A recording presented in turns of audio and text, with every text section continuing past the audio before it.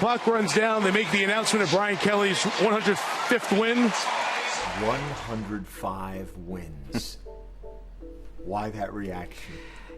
Well, I've heard it enough. I didn't even know how many it was until last year. I started going, wow, that's a lot of wins. We've been here a while. Certainly, tying Rockne is a great source of pride for me, but there's so many great players, great coaches.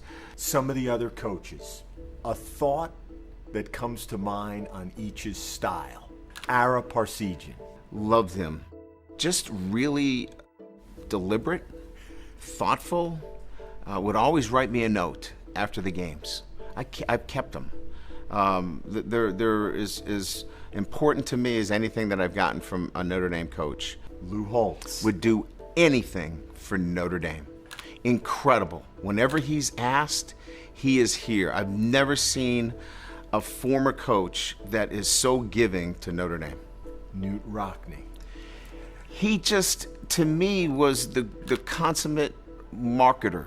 You know, he would have been awesome today. What is your place in Notre Dame football coaching history? Well, the truth of the answer is the guy that's won more games than hasn't won a championship.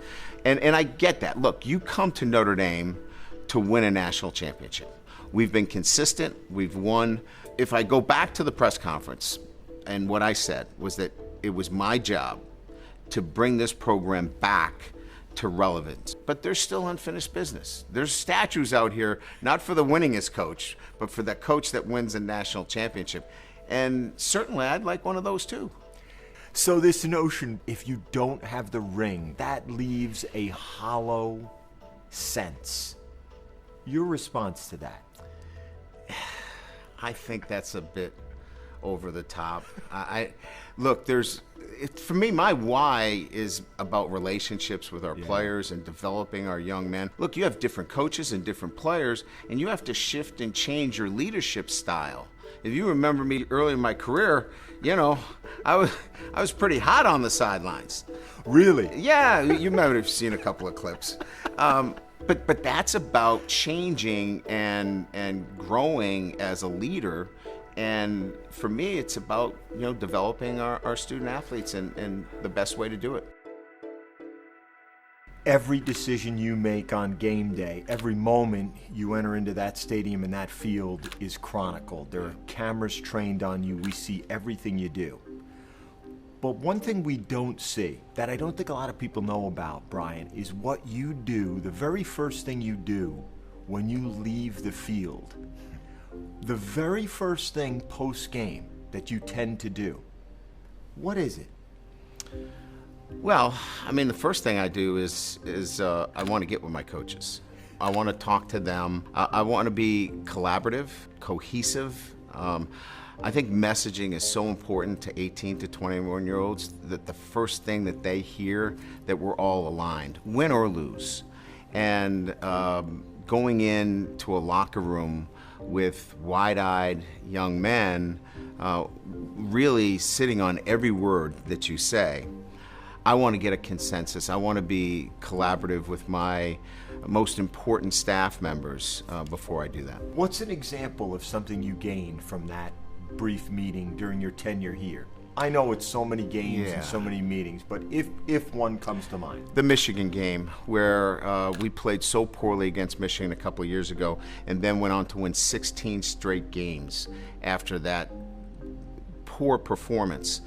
You know, that's one where you could go in there and there was everything wrong with that game. But I went into the meeting with our staff and we kind of talked out some of the things that went wrong in the game. And I was able to address our team in a fashion that, look, we have some strengths, we have some weaknesses, let's get to work on them. And just handling it in that fashion allowed us to come back with confidence and win our next 16.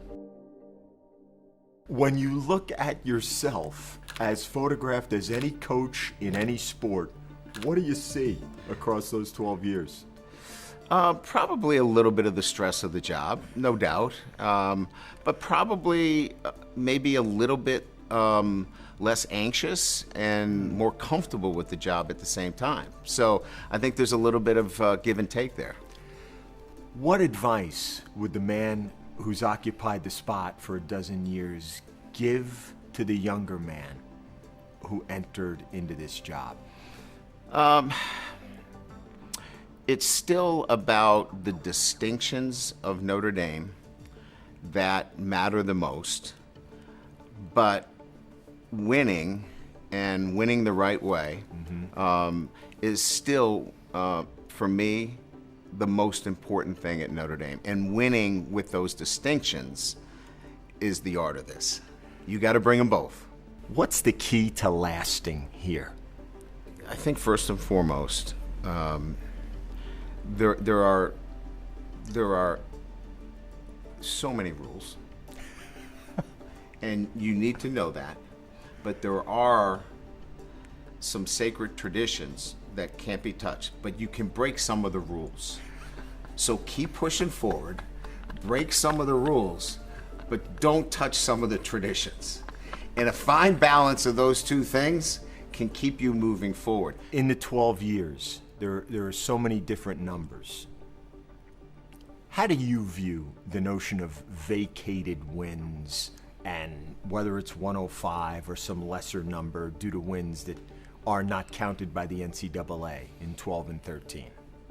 Arbitrary and capricious. Look, at the end of the day, everybody knows what happened, how we handled it, what we did, how we did it with integrity. If we had to do it, we'd do it again the same way. We wouldn't change. And we still played those games and we still did it. So it was an arbitrary decision made by a governing body, and it was a decision made by a few people that doesn't change the integrity of what we did. How would you assess where this team is at right now? Oh, we're developmental. We're on that, process of learning about ourselves, getting better each week, but certainly in a transition from, number of offensive linemen that went to the NFL, new quarterback, a new defensive structure. Love the team, but its big moments are ahead of it. And that's the nice part about it. And that's the exciting part, right? You're looking at this team and go, oh, he's going to be pretty good. But that doesn't satisfy anybody in Notre Dame Nation, and I get that. They're saying this team stinks, they can't play. That's fine with me. I love our players. I love what they're doing. They're getting better every day, and this is going to be a really good football team. What would success be this year? My success has always been based upon the development of our football team and getting the best out of this group. And so there's never been a year that I didn't come in, Tom, and say, I want to win them all, right? So I don't think I scratch down and say, hey, if this team gets 8, that's really good. Or if it gets 9. We go into each week preparing to win football games. If we're underperforming or not playing to the level that we're capable of, I'll look at that as being not successful. If you walk off this particular Saturday with win 106, one more than Rockne and still counting, what will make it real? I can't decide if it's a French Bordeaux or a Napa cab. It's going to be one of those two. That'll make it real. In all seriousness, I think more than anything else, it will be the fact that we continue to develop and continue to challenge and continue to show consistency in performance. And that feels good, and that's what you want after you develop a football program that is consistently winning.